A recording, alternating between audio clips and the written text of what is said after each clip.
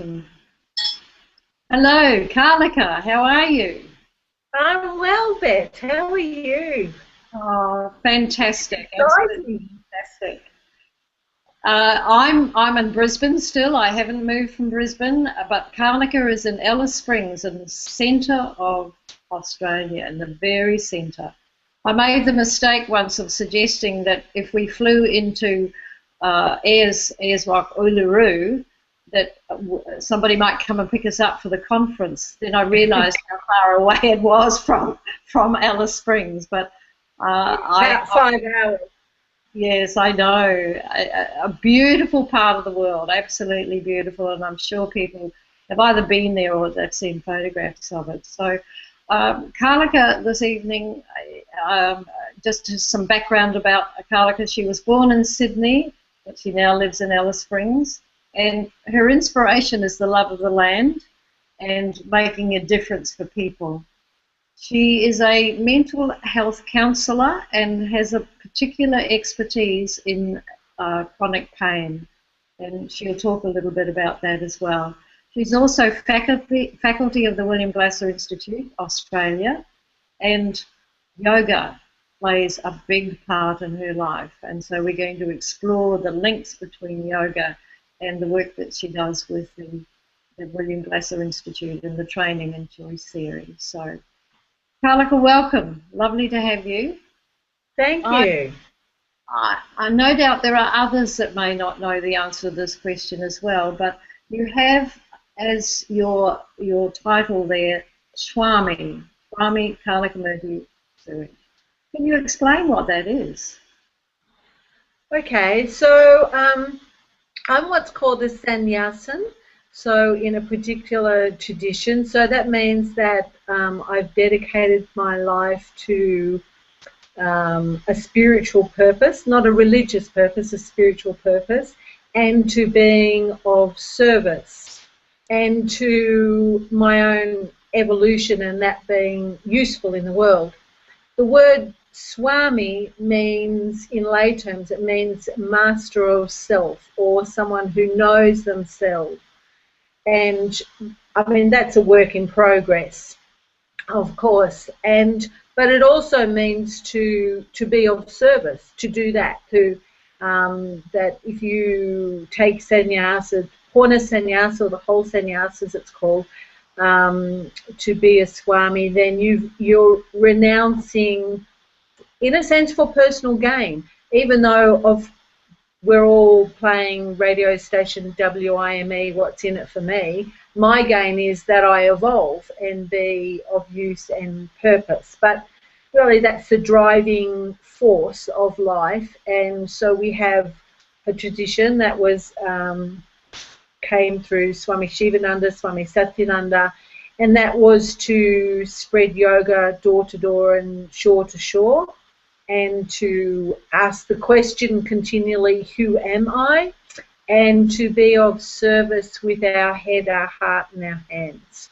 So that's what a Swami is. And people ask me about my name, Bette. So my name, Kalika Murthy, is in Sanskrit, and which is the vibratory language, and it means instrument of change. So it means that that's what I am, and that it's my job to allow that to be. I don't have to work at it. I already am that. I just need to get out of my own way, basically, and Love let it. it be.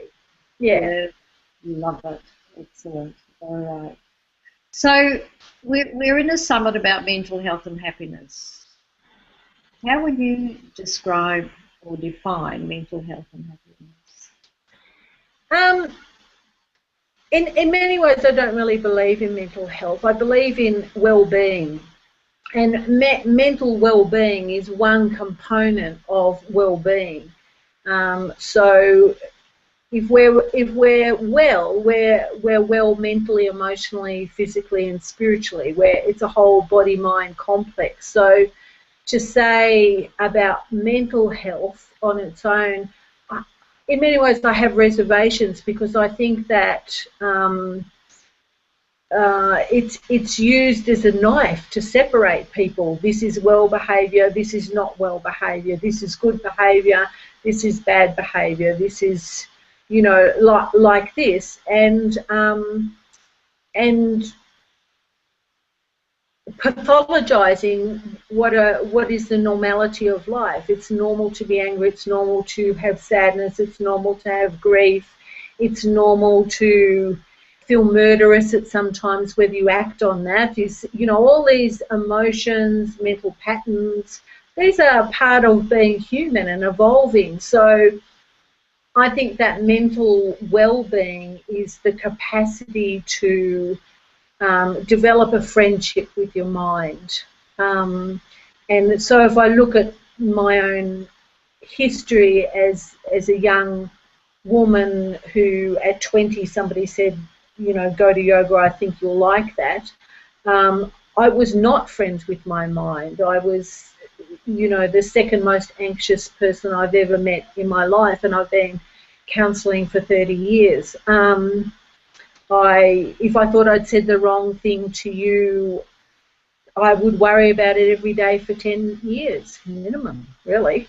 So imagine all the wrong things I could do. So mental well-being is, I suppose, the capacity to be congruent with yourself, your personality, your desires, your needs, your hopes, your ambitions, and to be able to adapt to external and internal changes and shifts. Does that make sense?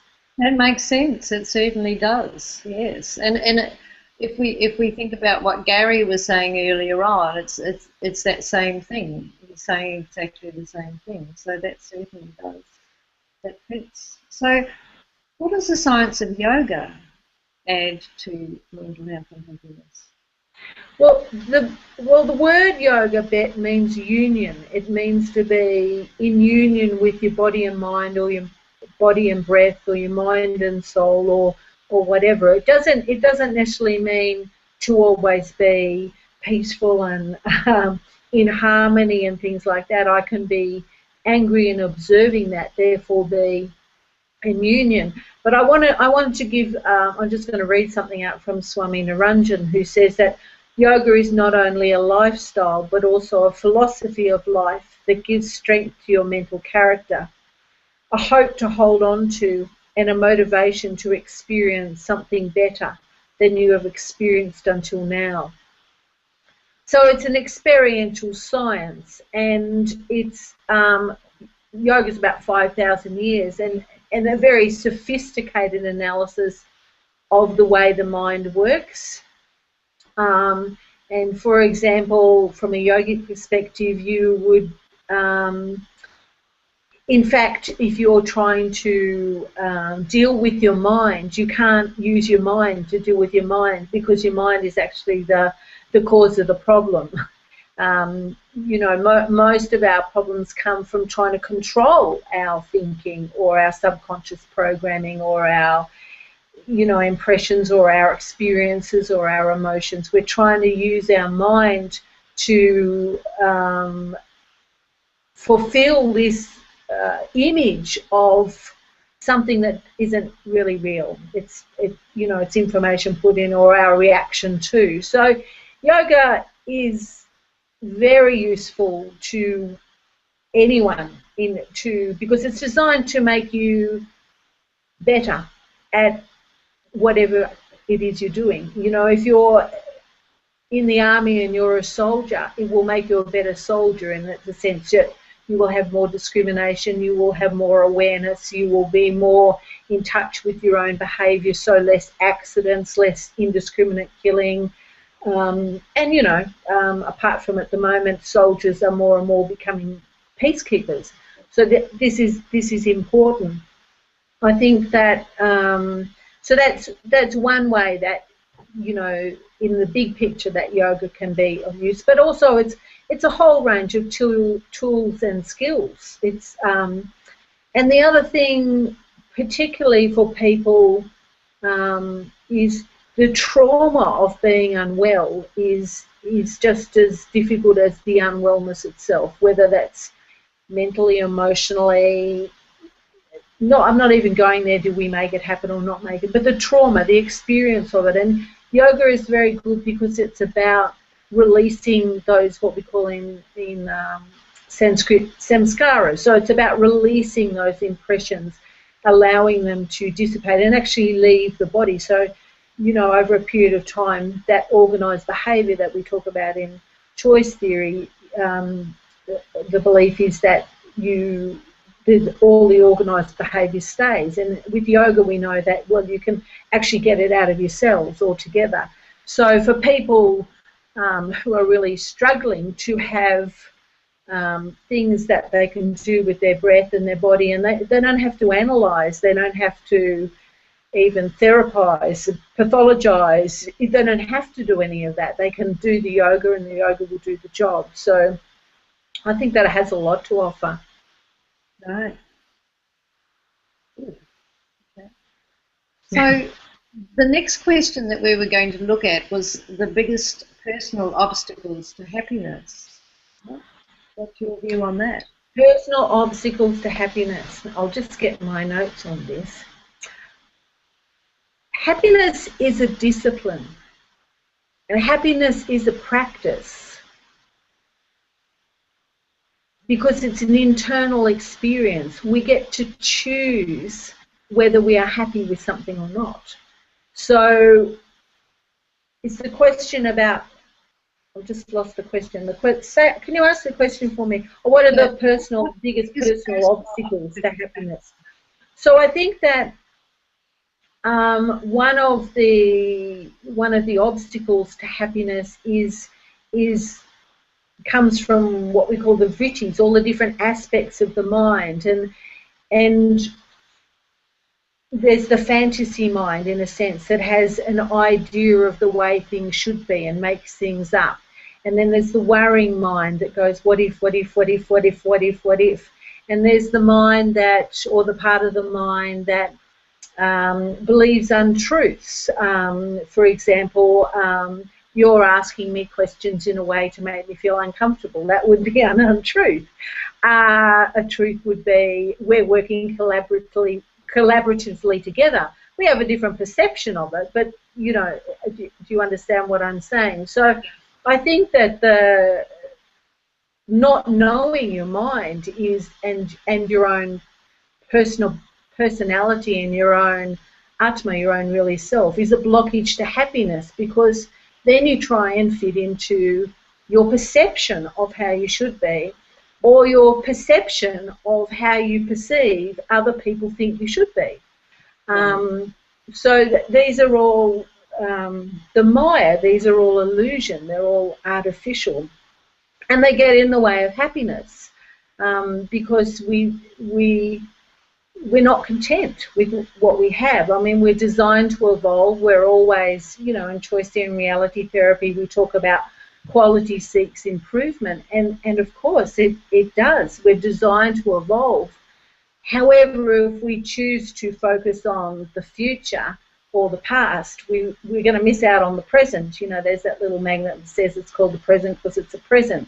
So I think that these are some blocks to happiness, or obstacles to happiness, our perception of what happiness is. For me personally, I had, and I'm going to say, I had chronic depression from when I was about 14 to in my early 30s. And I did have depression because I didn't know or understand or have the knowledge that I was in charge of that behaviour. So for better or worse, I was depressing, and I'm still alive, so tick, that worked. But because behaviour is purposeful. So, but I remember listening to this the psychologist on the radio show, I'm just driving, and she said that, you know, people with depression or anxiety or a mental illness, they think that people who don't have that are always happy. And this is so not true.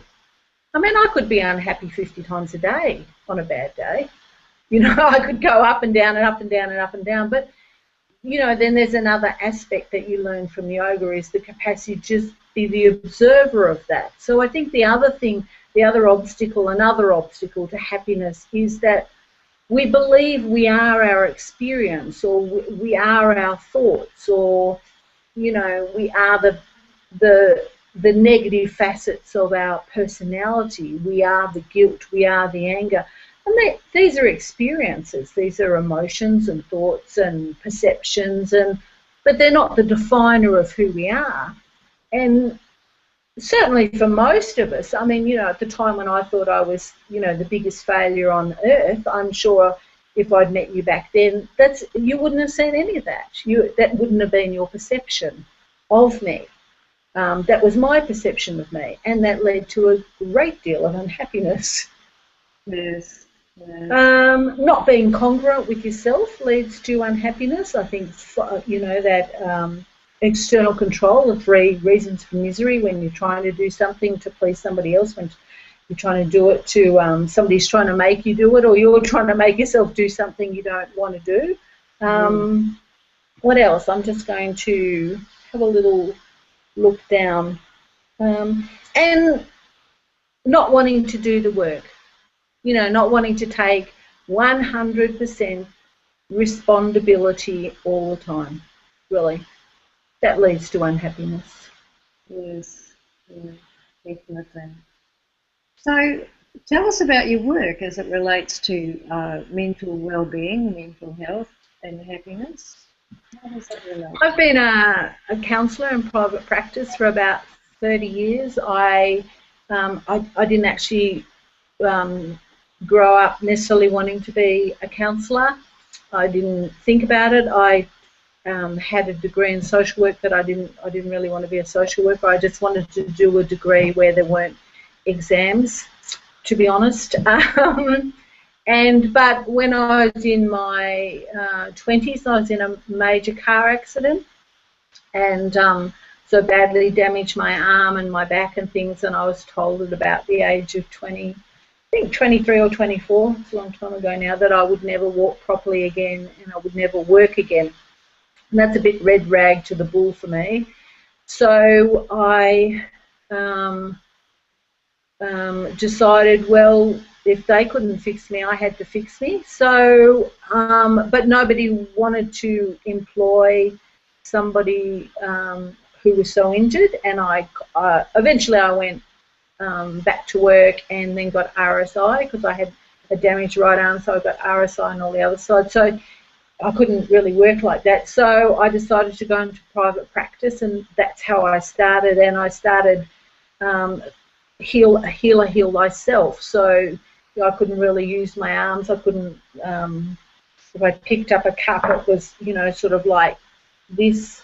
I didn't have any fine finger movement. So I used to do things for 20 minutes listening to one side of a record and then turn the record over and lie down and visualize wellness. And so my personal journey to evolve has been very important, because and as a counsellor, I suppose my commitment is to no pain, no pain. I think that by the time somebody comes to see me, they've had enough pain, and I want to use the least painful and most productive methods and sustainable methods for them. So that's what I've done for 30 years. But I've also you know, had lots of different contract jobs along the way, worked in and out of mental health, especially with children and adolescent, drug and alcohol,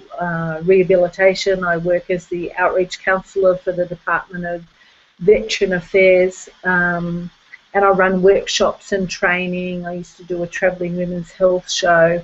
I worked as a cook, spun wool and knitted for Prue Acton. So like the journey, and I think that professionally, it's vital to love the people you work with and to love people in general. I think that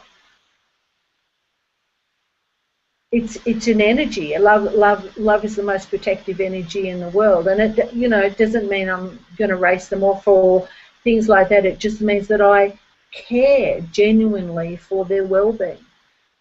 I saw somebody recently who had to face some really big things, and at the end she said, I sort of went to hug her to say goodbye, and I thought, oh, well, no, I won't do that. And then she looked at me and she said, can I give you a hug? And I said, absolutely. That's just the right thing to be happening right now.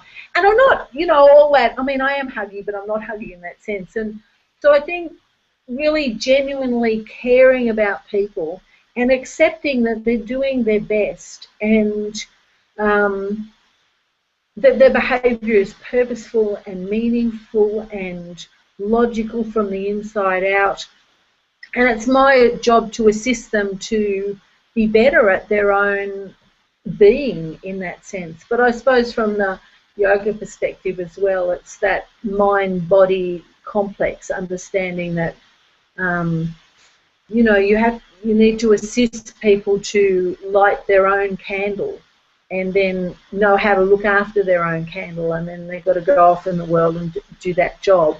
Not sure of that. Does that answer the question? Yeah. Yes, and just going back to what you said, one of the freeing things for me has been to be able to say to myself in a particular situation that I'm doing the best that I know how to do it, and the other person is doing the best that they know how to do it, and that just it just you feel better. I mean, it's not excusing yourself or somebody else from not doing a quality job, but it's saying, well, we can learn from this, and we're certainly doing the best now, and we can even improve on what we're doing. So I think that's something that's been good for me to learn as well. Yeah. And something you and I have talked about, Bette, is it's an honour to work with people. It's an honour when they share their heart and souls with us, and when they trust us and things like it's just an honour to be there with someone and share that journey. And I think that I've been willing along the way to share my journey when it's appropriate or applicable, and I think that's also really important. I mean, I work with people who have been very unwell in their illnesses. They're very unwell, very, their lives have been totally trashed and destroyed at some time by it, or I think of the suicidal teenagers I've worked with, or things like that, and so that capacity to be real with them, just to just tell it how it is and say, yep, I do know, or yep, I don't know, or yeah. Yes. Be very honest. Yes, definitely. And people sense, I think, the level of trust and the authenticity too, as well. That relationship as well. And so I think. Yeah. Yes. Life throws curly ones to you every now and then, and obviously a car accident for you was a real major turning point. How do you suggest people maintain a positive sense of well-being when they do have those things that go tragically wrong in their life? What's your suggestion there? I'm someone who's had huge physical adversity in my life. I've had things like a chronic pain illness where a nerve was damaged in my face, so it took 4.5 years to heal, and then when I worked in child and adolescent mental health, a child exploded accidentally and hit me in the face, and so I had to do it all again and fix it. And I'm also a high fun and learning person. So if I said that I could make those things fun, that would sound a bit strange. I don't think pain's particularly fun, but the learning of it, the willingness to take anything as an opportunity. It's either disaster or an opportunity. And you can, catastrophize it as a disaster and opportunity. And I'm like one of those little romper room people that bounce back. I'm into seeing anything as an opportunity. Doesn't matter how bad it is. For me, I'm going to see it as an opportunity. So reframing is really, really important, and assisting people to reframe is really important. Can you say that a bit further? Reframing? What do you mean by reframing? Okay, I'm going to think of a funny time. I was working in child and adolescent mental health. We have, this is years ago, we have a computer system called Kick-Us or Kick-Us. None of us liked it. It was very unwieldy. But, of course, you're writing, I work with children and adolescents, their lives up. We tend to sort of put it off, put it off, put it off. And so one day I decided I'm going to come in and I'm going to spend the day doing this. And I go in and it's 8:30 in the morning, and as far as I'm concerned, 8:30 is for not talking, walking, doing yoga, something. It's not for being in the public service. So I'm there and I'm smiling and I'm talking to the psychiatrist, and he said, "How are you?" And I said, "Another day in paradise," like I do. And he said, "So what are you doing today?" And I said, "I'm doing Kick-Us." And he said, "All day?" And I said, "Yep, I'm doing all day. I've got something like 17 kids I've got to write up and do that in reports and all that sort of stuff." And he said, "But you're looking happy." And I said, "Well, yes, of course I'm looking happy. I mean, it's a spiritual practice. It's a sadhana. It's, my attitude makes a huge difference to what I write about these children and how I deal with this and how that impacts on their lives, and that's going to continue, and this could follow them for the rest of their lives." And he just looked at me and he said, "I've never met anybody like you who can reframe anything to a positive." So that reframing it, that I could have gone in going, "This is just going to be awful. It's just going to be awful. Like, I hate Kick-Us and I've got to do it all day and sit in that little room and, it doesn't save." And yeah, so does that give an example of reframing?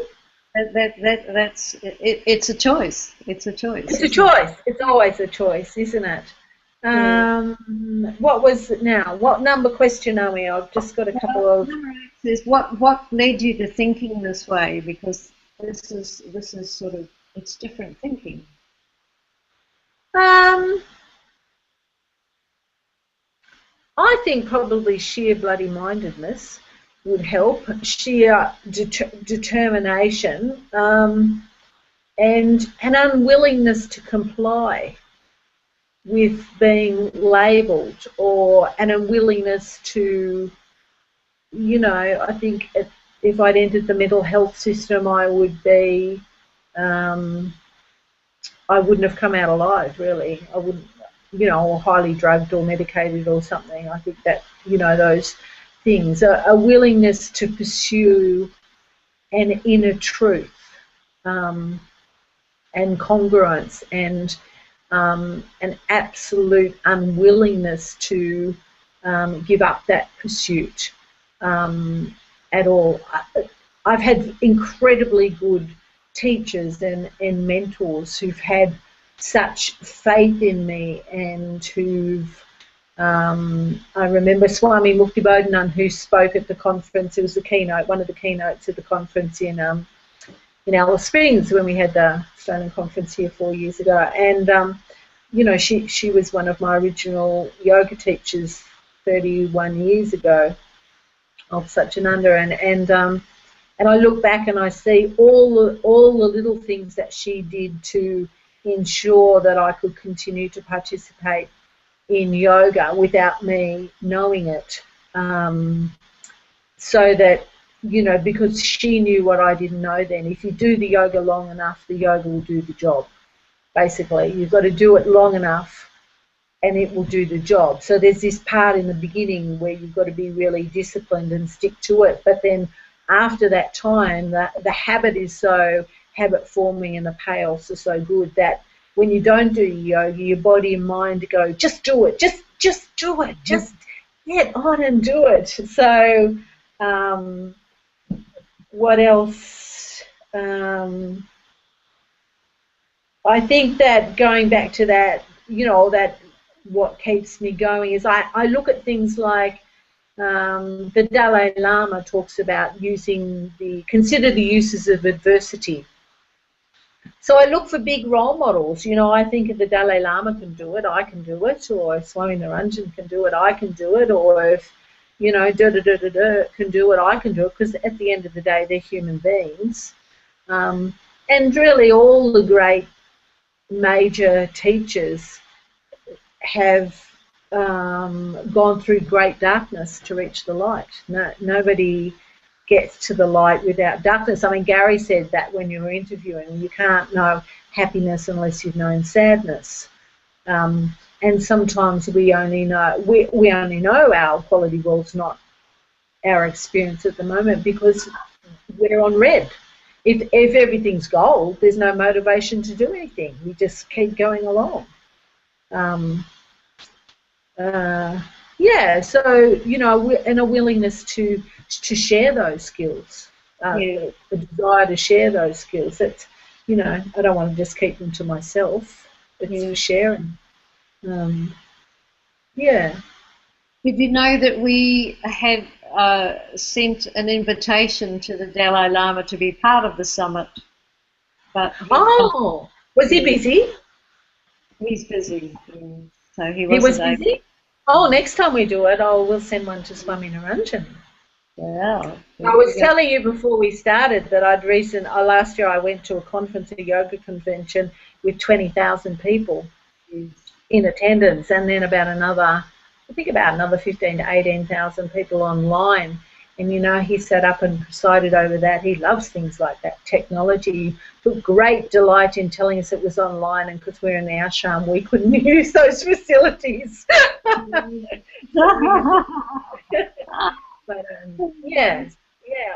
that's the way, isn't it, to be inclusive, to bring all those people with skills together. Yeah, absolutely. Wonderful. So, what do you see as the role of sadness in your own mental well-being and happiness? Sadness.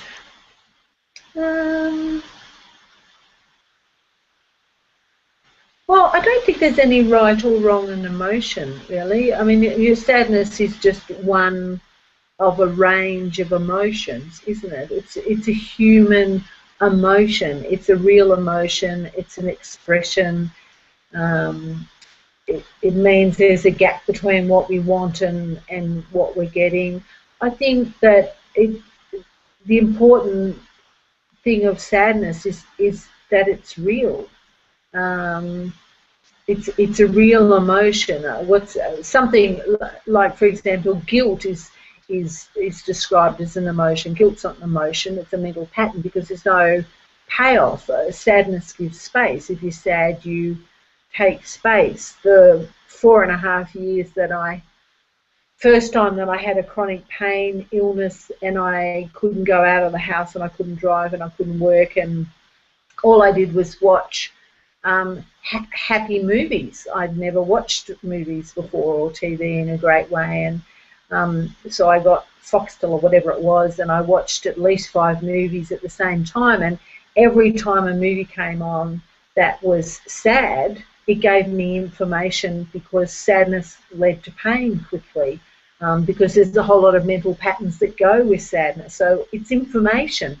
And so I changed the channel. I learned to watch 5 movies at the same time until I was robust enough to see people cry on screen or do things. And so, you know, in that sense, sadness was a measure. My capacity to have those emotions again meant I was actually becoming well again, because I'd had to remove myself from anything that caused any pain, because pain leads to pain. It's magnetic. So to be able to be sad, to be angry, to be frustrated, to be those things became a good thing, because they were an indicator that I was mentally, emotionally, physically becoming well.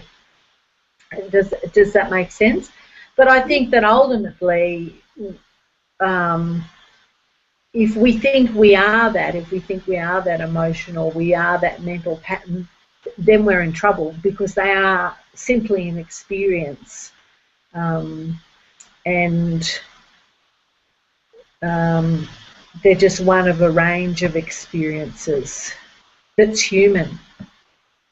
We're human, you know, we're designed to feel. Yeah. There's no such thing as objectivity. So what sort of tips and strategies do you have for people? And I guess we're thinking also about your experience with yoga and your knowledge of yoga. What strategies would you recommend for people to maintain that balance? I think that I remember Mr. Glasser saying when I went to the conference in Nashville, he said that what people need is more awareness. More awareness leads to more choice. But what we need is, in yoga we look at it as we need an evolution of the mind, and we get that by our interaction with the external world. But we also need an evolution of awareness, and that's our relationship with our internal world. We need to be more aware, full stop, of ourselves, of our mind, of our emotions, of our experiences, of what I'm doing now, of how I'm being now. We need to be aware. Awareness is the capacity to observe without getting involved. It's non-judgmental, it's compassionate in its own, because there's no judgment. So as a human race, we need to evolve with awareness. Otherwise, we're all on our little ponies just riding roughshod over everybody else. And, you know, at the moment we have the world at odds. Who's the best? The Christians, the Muslims, the blacks, the whites, the whatever. No, you know, this is not practices of awareness. This is just living out those lower parts of our I want my way, or the highway. So I think those practices of awareness are vital, and we get a lot of those practices of mindfulness. But I think the term mindfulness means about, you know, you think it's about the mind and controlling it, but it's really just simply being aware. So that's one thing. That's one thing that I think is vital for people. I think another thing is that's vital is what we call in yoga is bhakti yoga, or devotional practices. So to change from being selfish to selfless. And that's really the capacity as human beings to love. We have a choice now to love more or less. We have a choice now to hate or not hate. You know, to hate or love, to say, you know, what's happening in the world. I mean, you know, we've got a war against people killing people, and we're going to kill them so they can't kill us, to prove that killing's wrong. Not much change, and I would suggest not particularly good role models for kids. So I think that finding ways to be of service, be of use to society, in whatever small ways you can. It doesn't, you know, you don't have to change the world. You might do somebody else's dishes, or smile at the supermarket chick, or, you know, whatever. Be human, be caring, be loving, be the emotion that you want to be the mindset that you want to be the habit of behaviour that you want to be, and you'll create that, because it's inside. We have this capacity to love, and it's also an energy that protects us. I suppose another thing is to focus you know, if you're around children, to focus on children. I think children are our future, and that they need the tools to be in charge of themselves, to understand themselves, to be in charge of themselves, and to be able to be in control of themselves, because nobody knows what's going to happen. And, you know, we need children to have awareness and be making good decisions, because, you know, at the end of the day, they're the ones holding the guns. A lot of them these days. We need them to be making good decisions. We need children to be talking to children, and we need an environment. We need you know, to be providing those environments. So that was what, I suppose, what other, you know, day-to-day practices are: stay present, stay present, stay where you are, stay present in your situation. You know, give up wishing you were, you know, there or not there, or you were somebody else or something. Stay present, accept that, and then, you know, move on. Something I think, no, just go back. Find teachers with really good tools and skills that suit your personality. Have a personal philosophy, have an internal philosophy of the way you want to be, and the way you want to connect. That's not external control, it's internal control. Have an internal philosophy. And it's all in your attitude. My yoga teacher used to say to me, it doesn't matter what happens to you in life, my dear. It's your attitude that counts. It's your attitude.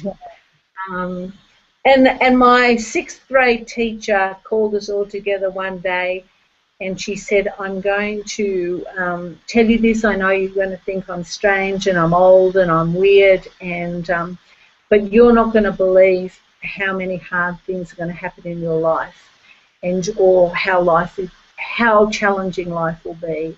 And so I want you to remember these words, and if you can repeat these words at these times, then I want you to see if you can use these words. And she said, this too will pass. This too will pass. Well, I can honestly say, Bette, that there's been times in my life where I have bargained with myself to just take one more breath in and out. This too will pass. One more breath in and out. This too will pass. One more breath.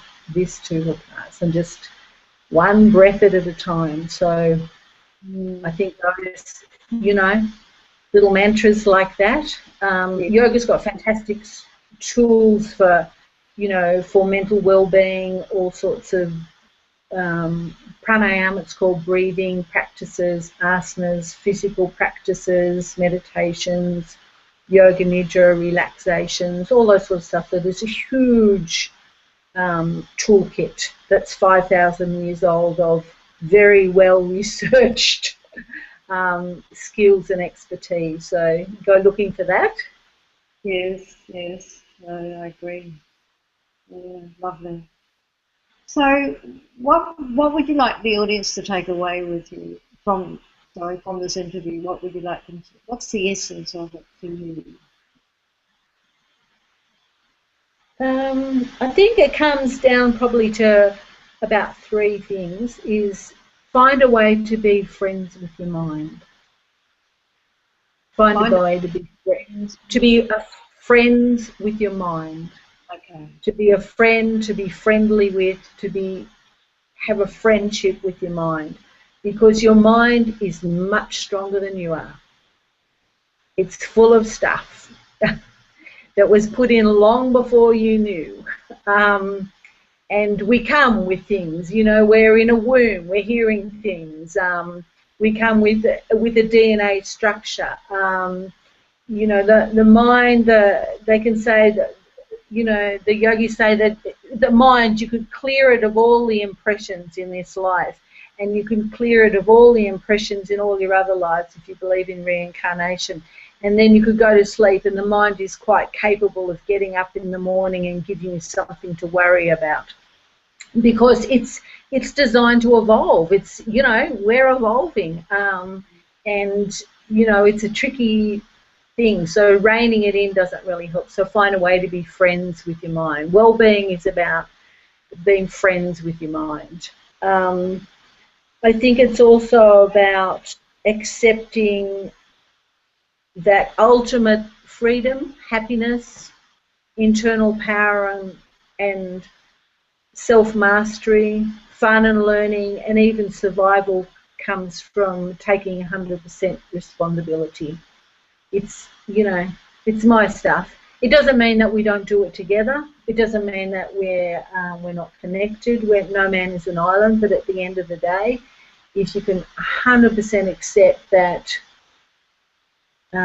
you can in some way have an ability to respond, and that you are already responding, then you can choose your responses. And I think also to recognise that trust is in the mind and faith is in the heart. And so trust is a mental pattern, but faith is in the heart. Faith is the willingness to take the risk when it doesn't make sense, to have a go when there's all sorts of reasons why you shouldn't, to, you know, to just trust your own being and take up the space. And I suppose something that I would say to my students sometimes and people is, you know, when in doubt, be fabulous. Take up the space. Just be fabulous. You know. Yeah, that is so good. Yes. Yes. And the time will never be perfect, and we need to act now. And let's be confused together. That's something that's it. That's it. That's it. We need to evolve hand in hand. Yes, absolutely. Yes. Thank you, because that summing up was really very powerful. So thank you. You've created some resources to. I have. So I'm changing a bit from what I'm doing of one-to-one counselling and things to.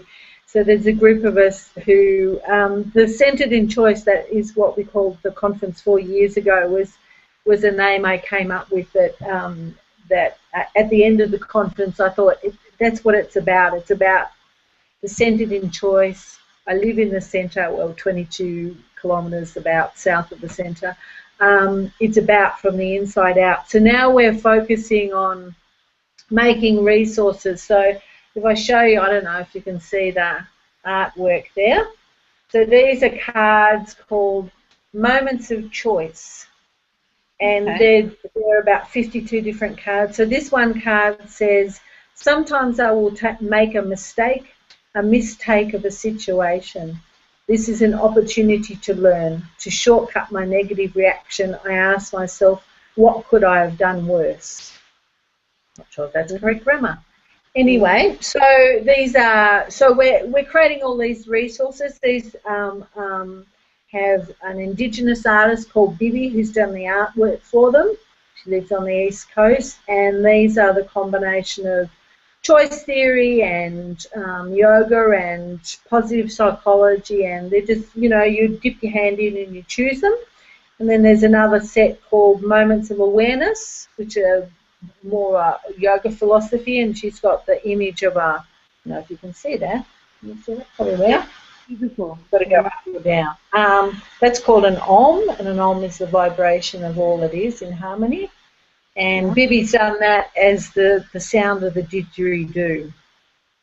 And then our other resource that we've just developed is called Awareness 101, and that's for counsellors and psychologists and teachers and people who know that they would like to learn awareness or teach awareness. And so it's a step-by-step.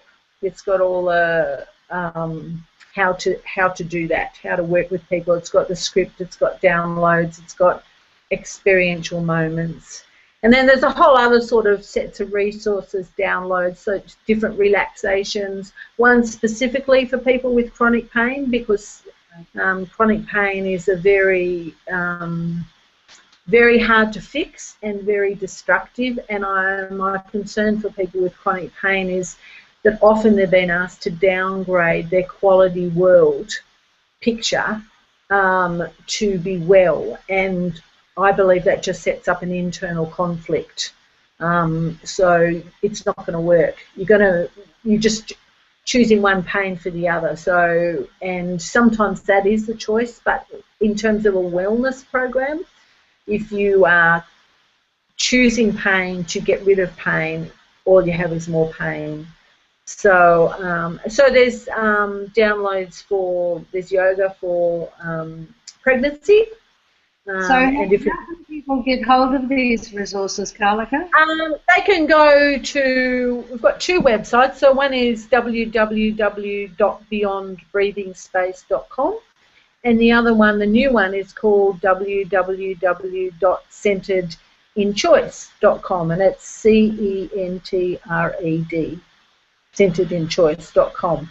So, or they can email me, kalikamordi@beyondbreathingspace.com, Facebook me, LinkedIn me. What else do we do? I don't tweet, I'm sorry. And now I'm on a Google Hangout. Wow, that's great. Is there a final message you want to say to people before you leave this evening? I think that for people to remember to tackle your mind, because this is about mental health and mental well-being, to tackle your mind, you need to use your heart. Beautiful. You can't fight your mind with your mind. Your mind's going to win. You need to use your heart to tackle your mind. And the heart and the capacity to love is something that is not unique to humans, but is an energy that is so misunderstood. It's seen as weak, or it's seen as useless, or, you know, it's not considered of value, but it is the ultimate resource. It is the ultimate protector, because it doesn't stop pain, but it enables you to go beyond pain. It doesn't stop heartbreak. It doesn't, you know, those things all exist. Those things come and go. But love is a constant energy that can be felt over time, over not just days and minutes and weeks and months, but years. And all of us in our life as people who we've loved, who they've died. Is the love less? No. Is the love less? No. Do we still live from that love?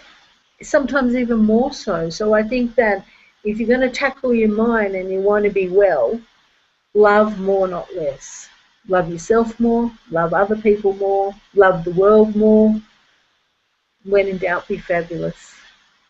Lovely. Well, thank you, Kalika. That has been such an enlightening talk this evening. You're quite an inspiration with the work and the knowledge that you bring to it from so many different perspectives, and you've been able to share that with us this evening. And I'm sure that people are going to be in touch with you and learn more from you, because you have so much to share. So I thank you for that inspiration. Thank you for asking me. What an honour. Oh, that's so great. Exciting. Dragging me into the Google Hangout world, Bette. Yeah, no, it's wonderful. Just before we sign off, we're going to hear from Terry Lynch, who is in Ireland, and his interview will start at the top of the hour. So I'm no doubt at the moment he's being prepared, ready to come online. But we will say good night. Is there a special way to say good night, Kalika? Hari Om Tat Sat. Hari Om Tat Sat. Hari Om Tat. Hari Om Tat Sat. And the short version of that is, the ultimate is beyond the reality, and the divinity in me greets the divinity in you. Hari Om Tat Sat. Thank you. Thank you. Thank you.